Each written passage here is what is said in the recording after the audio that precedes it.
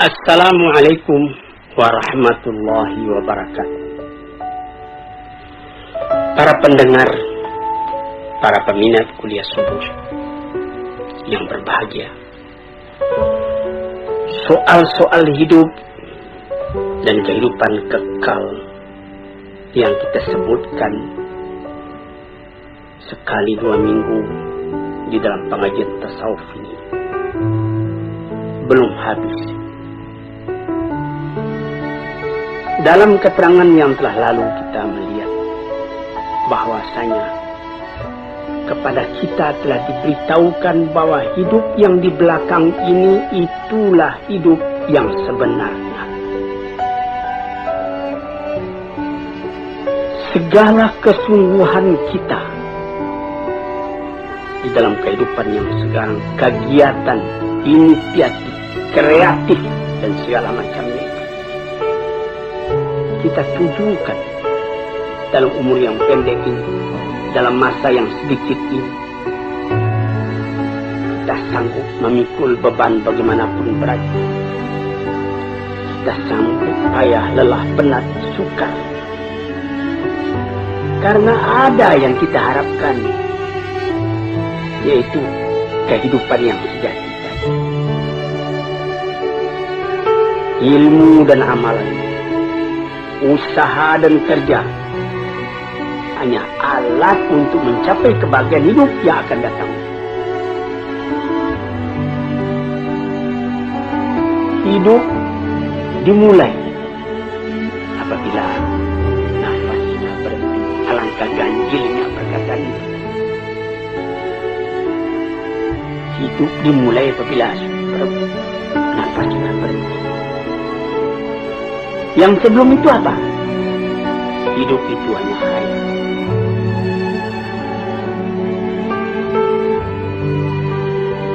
Hidup yang mengumpulkan di antara hilangnya yang disukai, yang tidak disukai. Hasilnya tercapai apa yang dicintai. Kesucian. Kita tidak pernah kehilangan yang dicintai. Ketentraman, kesenangan, kebahagiaan. Itu yang dituju. Hasilnya ilmu dengan kehidupan yang demikian, tidak ada kabar yang lain yang kita terima melainkan kabar dari Tuhan,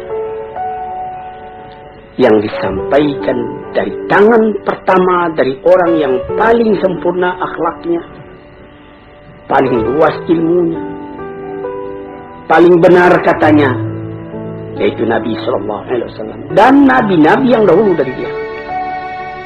Sejak dari Nabi Adam, Idris, Nuh, Ibrahim, Ismail, Ishak, Yakub, sampai kepada Yusuf, sampai kepada Musa, sampai kepada Isa, sampai kepada Daud dan Sulaiman dan lain-lain. Nadanya sama. Mengatakan hidup yang sekarang ini baru khayal, hidup yang sejati nanti.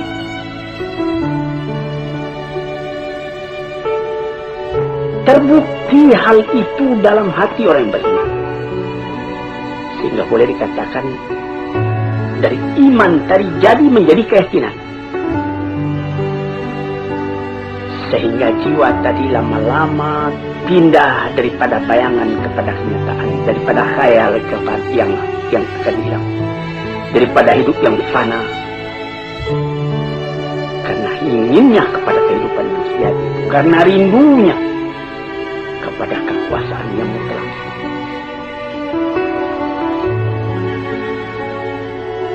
Kerinduan itulah yang menimbulkan nilai kepada hidup yang sekarang. Karena pada hidup yang sekarang ditentukan kebanggaan hidup yang akan datang.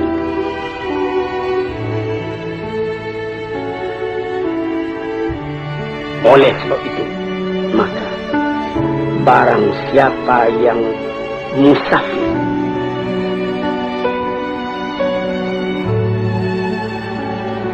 menuju kepada kehidupan yang bahagia itu, dia tidak merasakan lagi bagaimana pahitnya jalan yang ditempuh.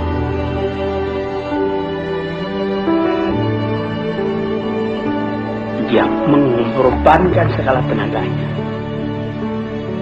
memandang ringan segala yang berat, dengan cinta, dengan rida, dengan hati lapang, terus berjalan. Ya kadang-kadang karena capek berhenti, tapi dia tahu perjalanan ini belum selesai. Banyak-banyak berhenti, lama baru sampai.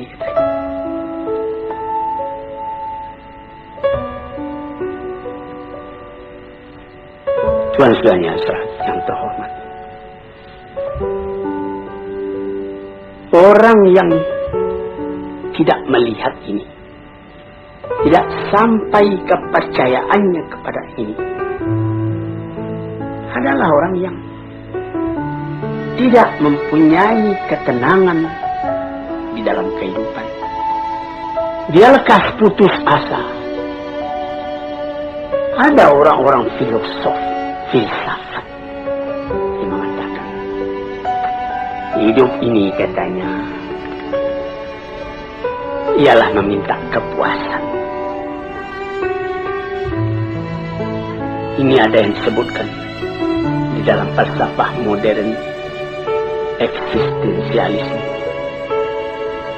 mengakui adanya wujud.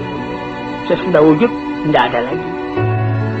Itu kesempatan ketika wujud, ketika ada itu lepas.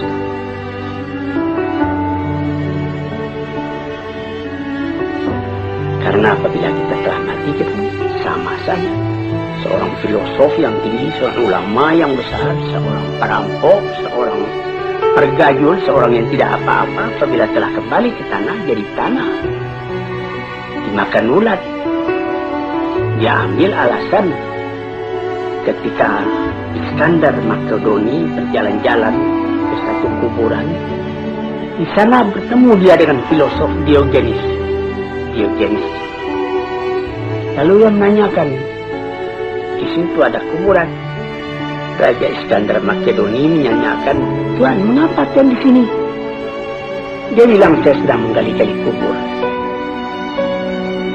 Saya hendak melihat adakah perbedaan di antara tulang ayah Tuan dengan tulang orang-orang lain yang berkubur di sini. Rupanya tidak ada perbedaan. Karena katanya kata filsafat, orang enak membaca. Jadi orang-orang filosof yang begitu, dia percaya kalau sesudah mati tidak ada perbedaan lagi. Tulang sama-sama putih, tanah sama-sama hancur, sama-sama dimakan ulat, habis perkara. Sampai disyairkan oleh ahli-ahli syair, innamal aisyu fi bahimiyatil ladzah wa ma yaqulul falsafah.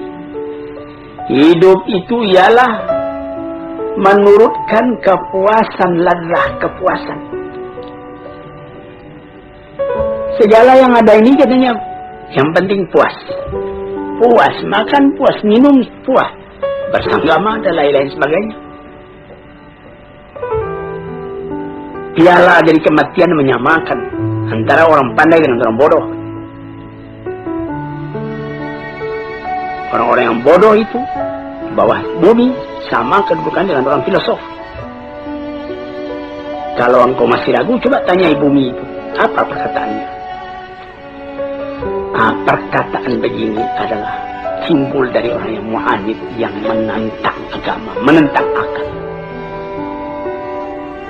Perasaan yang seperti ini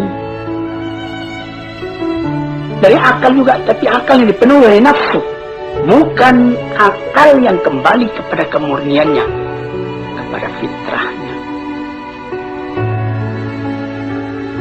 Akal yang jauh daripada iman dan hikmah. Cobalah, hai Malang, apakah oleh karena maut itu menyamakan yang salih dengan yang talih, yang alim dengan yang jahil? Oleh karena itu maka dikatakan bahwa kita sama sekali. Orang di dalam perjalanan sampai ke tempat perantaian yang terakhir. Di mana kesenangan orang itu? Apakah duduk di atas singgah sana, mahligai dengan keistirahatan, atau duduk dalam kecelakaan, kesengsaraan. Apakah memang berhenti saja segala sesuatu apabila maut telah datang?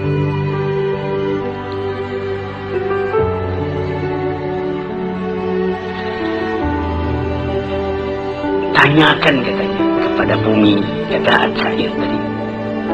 Kita sudah tanyakan kepada bumi dengan renungan dan menungan. Memang di dalam bumi berkumpul segala tubuh, segala badan, tulang-tulang. Kafir dengan iman berkumpul, nasab keturunan berkumpul.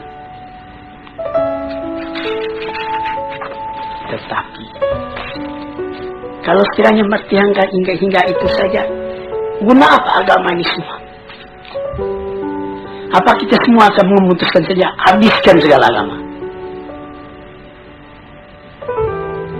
Orang mengatakan habiskan segala agama, kemudian dia membuat agama sendiri. Seumpama ketika terjadi serangan besar-besaran dari Hitler menuju Rusia, nyaris saja Rusia kalah waktu Stalin masih hidup. Apa yang dikerjakan lebih dulu oleh orang-orang pengikut Stalin, oleh orang komunis ketika itu,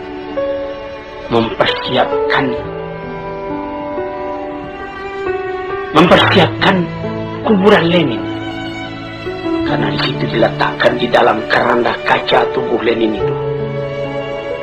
Kemana mau simpan ini? Kalau betul orang itu konsekuen dengan pendiriannya, apa guna itu disimpan? Yang pikiran itu kan bukan pada tubuh itu. Nah, ini kita melihat bagaimana bahwa manusia itu bagaimanapun radikal, ateis dan segala macamnya rasional, tapi ada masanya rasionalnya itu berhenti. Ada masanya perasaan mendorong kepada segala hal, sehingga disimpanlah mayat Lenin itu, dipelihara baik-baik. Sesudah aman baru dikembalikan ke tempatnya yang asli. Datang orang berziarah bersama-sama kepadanya. Padahal kalau ditanya kepada mereka, mereka akan mengatakan sesudah mati itu sudah sama saja antara Lenin dengan pergajul, dengan perampok, dan lain-lain sebagainya.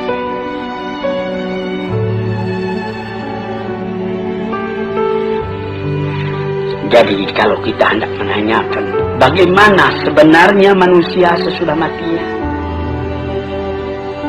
kita kemana bertanya?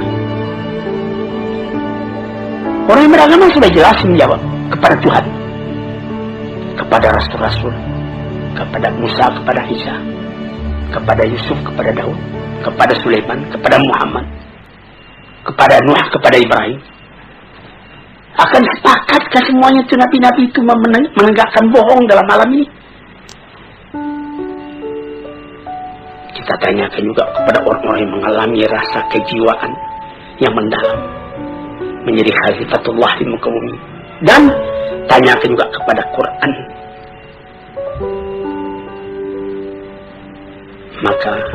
Dan tanyakan juga kepada orang-orang yang telah berpengalaman. Tanyai ilmu, tanyai iman. Sama sekali itu adalah saksi yang dapat diterima. Tanyai akal, tanyai fitrah murni. Dalam Al-Quran dikatakan, Am hasibal ladhina yatarahus sayyiati an naj'alahum kalladhina amanu wa amilus salihati sawa'an mahyahum wa mamatum sa'a ma yahkum. Apakah menyangka orang-orang yang telah berbuat jahat dalam alam ini akan disamakan saja kedudukan mereka dengan orang yang beriman dan amal saleh? Sama hidupnya dan sama matinya. Itulah satu perhitungan yang salah. Yang dapat menyangka demikian cuma orang yang bodoh atau orang mengingkari rasa jiwa di dalam. Sebab itu, maka seorang ahli fikir Eropa, Oswald Spengler, mengatakan orang yang bersorak, mengatakan dia tidak percaya akan adanya hari kemudian itu, bersorak karena dia melawan kepada rasa dari hatinya sendiri. maka memandang kepada soal itu terbagi dua. Ada orang yang memandang kepada ilal asya, kepada sesuatu, dan ada orang yang memandang pada sesuatu. Antara kepada dengan pada lain. Ada orang yang memandang kepada sesuatu, ada orang yang memandang pada sesuatu.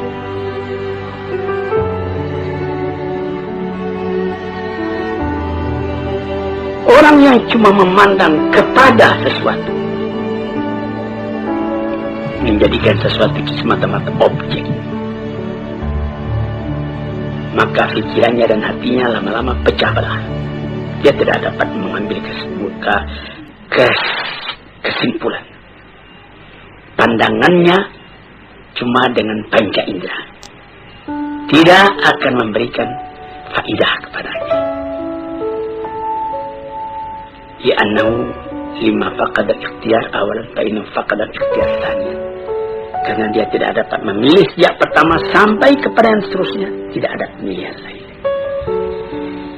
Tetapi orang yang memandang pada sesuatu, bukan kepada sesuatu.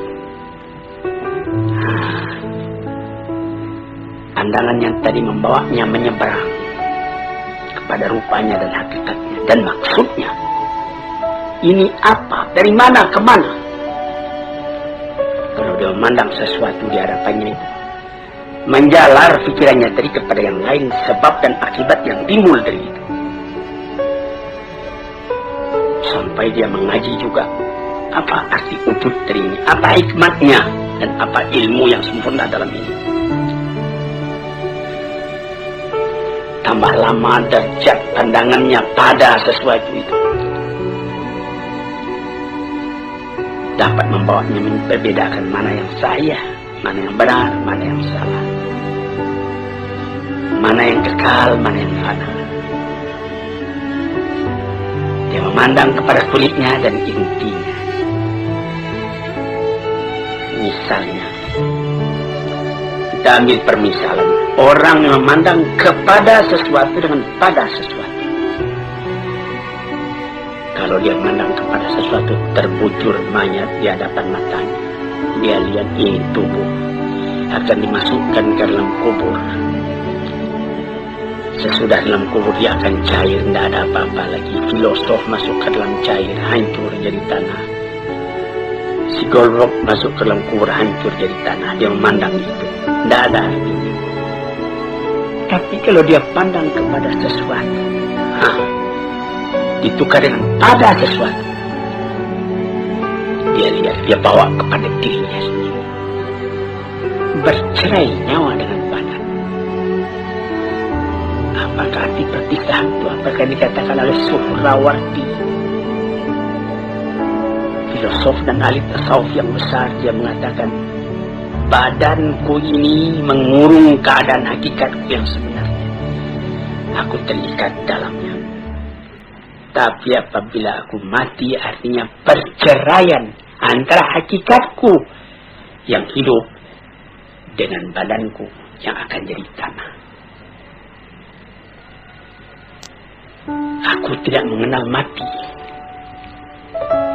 Aku melihat lagi kehidupan yang terus yang disebutkan oleh Jalaluddin Rumi di dalam pengajian tasawufnya, sampai mencapai tingkat yang paling tinggi, dan kemudian diluaskan lagi oleh Iqbal bahwa apabila beliau manusia itu mati, dia akan mencapai tingkat kesempurnaan yang paling tinggi. Sebagai penghambat keraguan kita, kebenaran hal itu, kita mesti berani mengatakan Muhammad, na'udzubillah, Muhammad bohong, Ibrahim bohong, Ishak bohong, Ismail bohong, Isa bohong, semua nabi-nabi yang mengatakan hal itu kita bohongkan. Na'udzubillah. Disinilah saudara-saudara yang terhormat, pentingnya pengajian.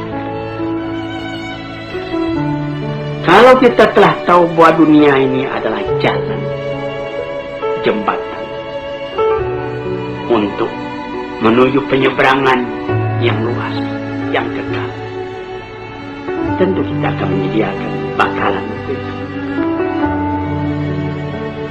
dia tidak akan kekal di sini. Dia akan meneruskan perjalanan kepada tempat yang lain, tempat yang kekal, tempat tinggal. Manusia dipanggil ke sana, dan mesti sampai ke sana dengan persiapan hidup yang sekarang ini, mengerjakan yang merintahkan Allah, menghentikan apa yang dilarang, yang disampaikan oleh nabi-nabi dengan isyarat, dengan bukti.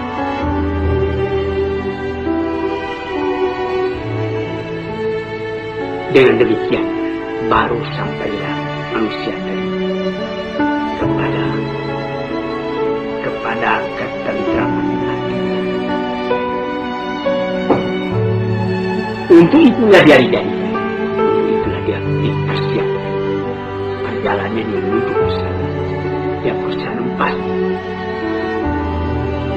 pada hidup yang sekarang belum pasti, memastikan sikap kita sendiri bagaimana kita menyambangi jalan.